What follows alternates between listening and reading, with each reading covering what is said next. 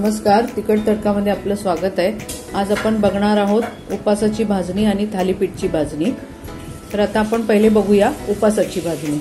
आता श्रावण महिना आहे, म्हणजे बरेच लोकांचे उपास असतात, आपल्याला घरची भाजणी चांगली पडते।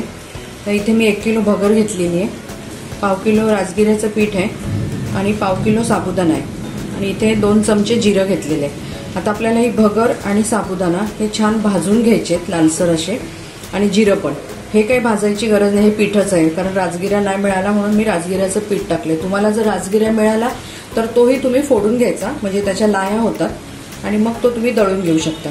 आता आपण हे दोघे पहिले भाजून घेऊया। इथे आपण पॅन ठेवलाय, त्याच्यावरती त्याच्यात भगर टाकली आहे। आता आपण ही चांगली भाजून घेऊया।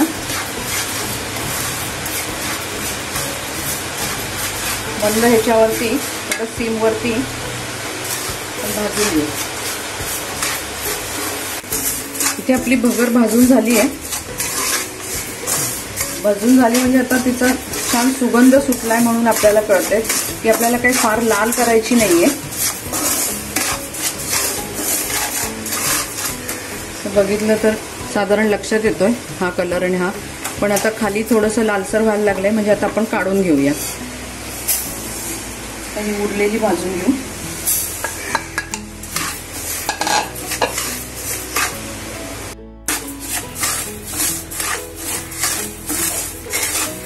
आपली अशीच मंद ह्याच्यावरती भगर भाजून घ्यायची। जवळजवळ भाजत आली आहे, कारण दाणे आपल्याला समजतात।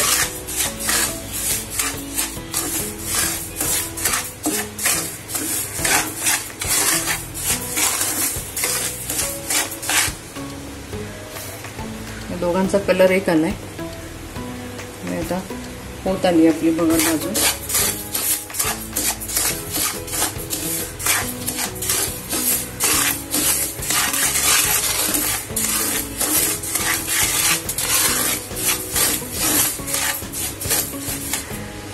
दोन मिनिटांनी काढून घेऊया आणि साबुदाणा घेऊ भाजायला। आपली भगर भाजून झाली आहे, आता आपण साबुदाणा भाजून घेऊया।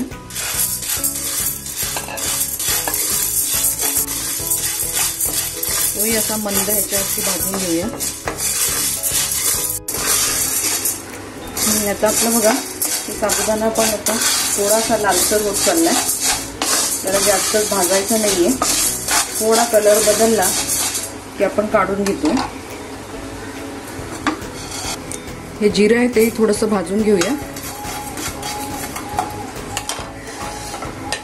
गॅस बंद करते, कारण तेवढ्या ह्याच्यामध्ये ते भाजून होईल।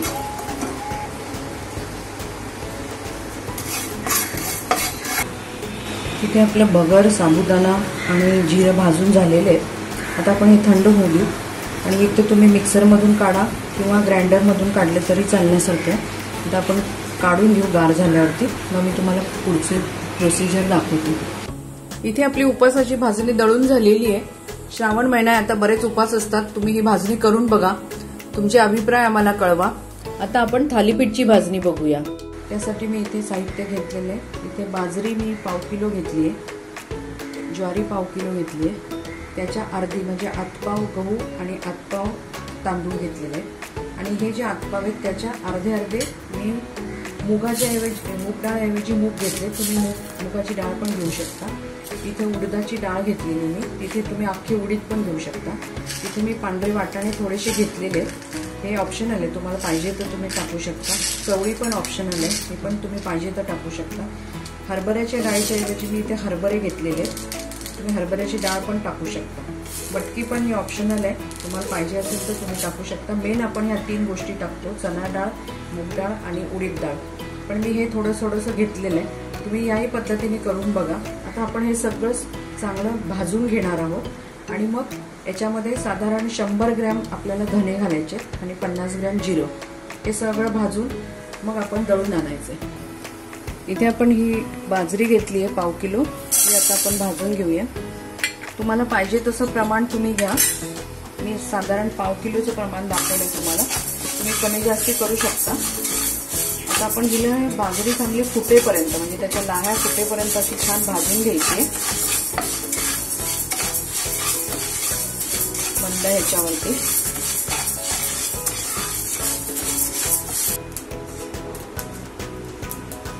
बघा आता इथे तडतड तडतड आवाज यायला लागलाय. काही काही बाजरी फुटतीये, पण आता ती खाली जळायला पण लागली. आपण आता ही काढून घेऊया.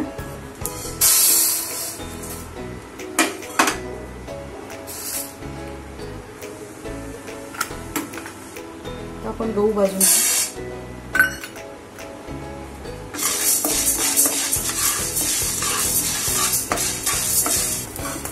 आपले गहू पण भाजून झालेत, उडायला लागलेत ते इथले इथेच छान भाजले गेलेत. ते काढून घेऊया. ज्वारी भाजून घेऊ.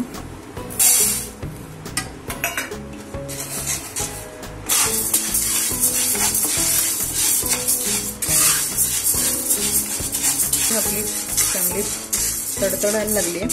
कधी कधी ती तडतडून त्याच्या लाह्या पण फुटतात.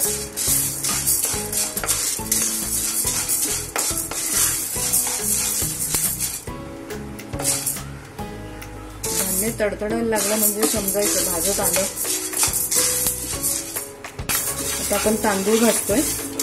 अशा पद्धतीने आपण सगळं काही भाजून घेणार आहोत. आता हे तांदूळ भाजल्यानंतर हे सगळे कडधान्य आता भाजून घेणार आहे.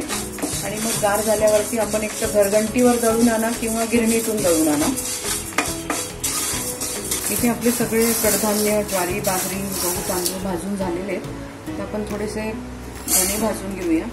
अंदाजे जिरं आणि धने मी भाजून घेतले, याच्यामध्ये टाकलेत. आपण थालीपीठ करताना तसंही, कारण मी जास्त टाकत नाही, कारण सगळा तो गिरणीला वास लागून जातो. मग तसंही आपण थालीपीठ करताना जिरं आणि याची पूड टाकतो. आणि आता थोडंसं टाकतो मी.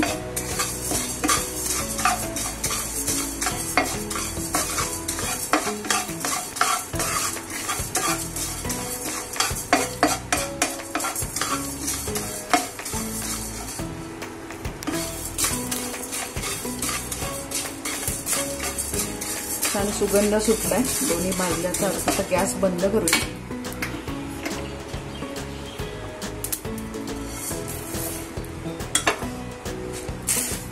इथे आपली भाजणी थालीपीठाची भाजून तयार झाली आहे. गरम आहे जरा. आता ही गार झाली की तुम्ही गिरणीमधून दळून आणा आणि मग त्याचे थालीपीठ करून बघा. आता आपण ही दळून घेऊ आणि मग मी तुम्हाला दाखवते ह्याची किती बसते. साधारण ही 1 किलो भाजणी झाली आपली. जरा 1.5 किलो त्याचं पीठ होईल. मी घरघंटीवरच दळणार आहे. आता गार झाली का आपण ती दळून घेऊया. इथे आपली थालीपीठची भाजणी दळून झालेली आहे. खूप सुंदर झाली आहे. त्याच्यात नंतर तुम्ही त्याच्यात कांदा, कोथिंबीर, कांद्याची पात, मेथी, पालक असे बारीक चिरून पण तुम्ही थालीपीठ बनवू शकता. वडे पण खूप छान होतात त्यांचे. तर तुम्ही ही अशी भाजणी करून बघा. आता पावसाळा आहे, पावसाळ्यामध्ये थालीपीठ आणि लोणी खूप छान लागतं. तुमचा अभिप्राय आम्हाला कळवा. तसंच आमच्या चॅनलला लाईक करा, शेअर करा, सबस्क्राईब करा आणि बेल आयकॉन वाजवायला अजिबात विसरू नका. म्हणजे नवीन नवीन रेसिपींचे तुम्हाला डिटेल्स कळतील. धन्यवाद.